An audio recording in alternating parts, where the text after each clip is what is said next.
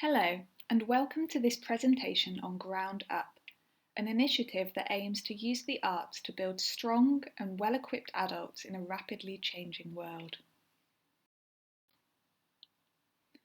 All children deserve a rich education, one that supports academic achievement but also sets them up for life. As a school leader, you are perfectly placed to make decisions about setting students up for this life and the skills you teach them to get there. Naturally, we cannot get around the fact that you work alongside the national curriculum. However, that doesn't mean you can't take charge and inspire the arts to become an important feature within your secondary school in order to set students up for greatness. The arts have taken a step back in recent years, with the introduction of the EBAC in 2010 encouraging students to focus on the core academic subjects. However, schools should set students up for a life beyond academic achievement, a life that will be filled with employment, relationships and culture. This is more important than ever due to the pace at which the world is changing today. We need creative solutions to the environmental issues we face. We need to boost the economy after the COVID-19 pandemic, and we are connecting to the rest of the world in ways we have never ever done before. All things that require creative thinking that can be facilitated by the arts. It is for this reason that we are asking you to implement the arts within PSHE. By doing this, we expose the potential of the arts to many students, as well as improving the quality of PSHE throughout classrooms in the UK. By encouraging the arts in this way, we can make sustainable change from the ground up. A recent study by the British Chamber of Commerce found that 88% of employers believe school leavers are not prepared for the workforce. Similarly, only 36% of millennials feel they have the knowledge and skills they need to thrive in the economy. Considering the main purpose of school is often viewed as preparing children for the real world, there appears to be a big gap between what is promised in school and what is being realised by both employees and employers. Perhaps the most upsetting is the fact that only 36% of teachers believe school prepares children to make a positive difference in the world. This means that 64% of teachers believe they are not making adults that will better the world they go into. The most straightforward way to tackle this disillusionment with how prepared students are for real life is to tackle how these skills are learnt, so that when students leave school or academic study, they already have a tool belt of creative life skills that they can use confidently and positively.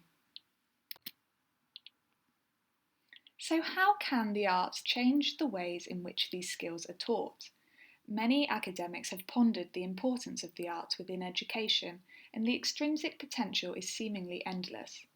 O'Neill states, "Whilst the arts certainly do not have a monopoly on the development of creativity, the approaches used in teaching drama and the arts are highly compatible with the development of the basic skills that students need for the 21st century. These include the ability to engage in critical thinking and problem solving, the ability to communicate effectively, the ability to collaborate, and the practical ability to translate ideas into action." Students can develop life skills and start making the connections they need between what they have learnt in the classroom and implementing it in real life. They can grow in confidence whilst enjoying what the arts has to offer them. They can problem solve and learn patience, a necessity for the current world of Zoom calls and technological advancements. One of the great things about the arts is the teamwork that it often requires. It requires collaboration to make music, to make drama, and to make dance. And collaboration happens throughout life, with colleagues, with loved ones, and with the wider community.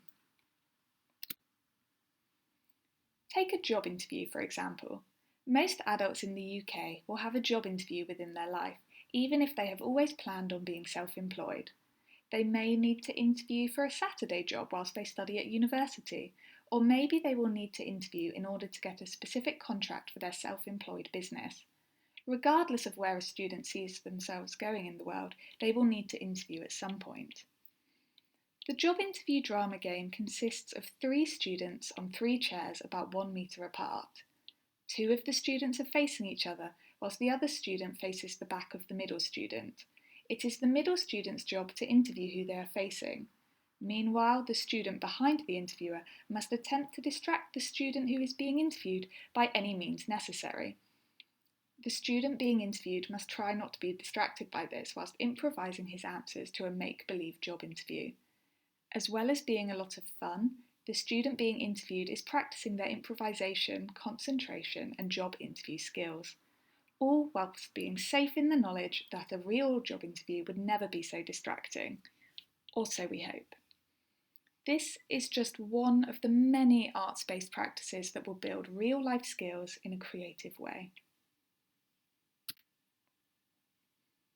Despite the evidence that supports the arts as a vital tool in all areas of learning, it is understandable that some school leaders can be hesitant when faced with implementing the arts within their teaching. With test results playing a huge part in school funding, there has been a trend in risk-averse leading. This is why we are asking you to take a step in the right direction with PSHE first. PSHE is not graded, and there are no structured frameworks from the government for this subject, as they believe it should be taught with flexibility. It is the perfect playground to promote the arts, and by encouraging your teachers to use the arts in this way, we are hopeful that they will build the confidence to use the arts in all areas of their teaching. We want school leaders and educators to enjoy using the arts within PSHE and promote the arts from the ground up. Thank you for listening to Ground Up, and I hope that you have been persuaded to place the arts within PSHE, not just due to the extrinsic value that will benefit the students of PSHE for life, but also to ensure that students get to practice and enjoy arts practices within their learning. Transformative change requires leaders to be brave, acknowledge they won't ever have all the answers, and that they're on a continuous learning journey. I hope that you can go on this journey with us.